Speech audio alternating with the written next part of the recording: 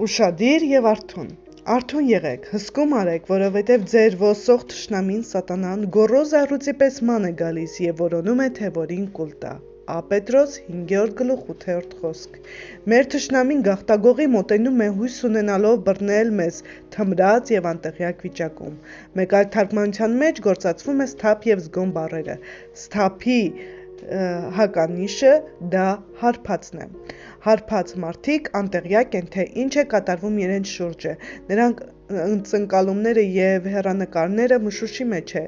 ինչի հետևանքով նրանք դանդաղ են արձագանքում և խեղաթյուրվում է նրանց դատողությունը։ Լինել զգոն և արթուն նշանակում է լինել զգույշ, աչալուրջ, սթափ և ուշադիր։ Պետրոսի թղթում ասված խոսքը սատանային համեմատում է մռնչացող առյուծի հետ, որը հեշտ զոհի է փնտրում խժռելու համար։ Նա բառացիորեն չի խժռում մեզ, նա մեզ կուլ է տալիս աննկատ ձևով։ Թեև դրանք պակաս ակնհայտ են, սակայն պակաս վտանգավոր չեն։ Նա կուլ է տալիս մեր ուրախությունը, խաղաղությունը, հանգստությունը, ուժը, ինչպես նաև հարձակվում է մեր առողջությանը, փոխհարաբերություններին և մեր մտքերի վրա։ Նա մեղադրանքներ է հնչեցնում շփոթություն ստեղծելու համար։ Կարծում եմ, որ Աստված օգտագործել է քաղցած առյուծի սարսափեցնող պատկերը, որպեսզի ցույց տա, թե որքան վճռական և հետևողական է Սատանան իր հետապնդումների մեջ։ Նա հեշտությամբ զգում է վիրավորանքի և դառնության հոտը, ինչպես առյուծն է նշմարում իր որսին։ Առյուծին գրավում է արյունը,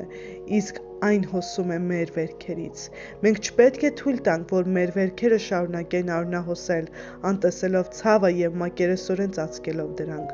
Արթուն և զգոն լինել մասամբ նշանակում է մեր վերքերը բերել մեր Հոր առջև բժշկության համար։ Նա կկապի և կբժշկի դրանք իր Սուրբ Հոգու զորությամբ։ Լինենք զգոն նույնիսկ այն վերքերով, որոնք փոքր և անվտանգ են թվում։ Երբ վաղ ենք լուծում դրանց հարցերը,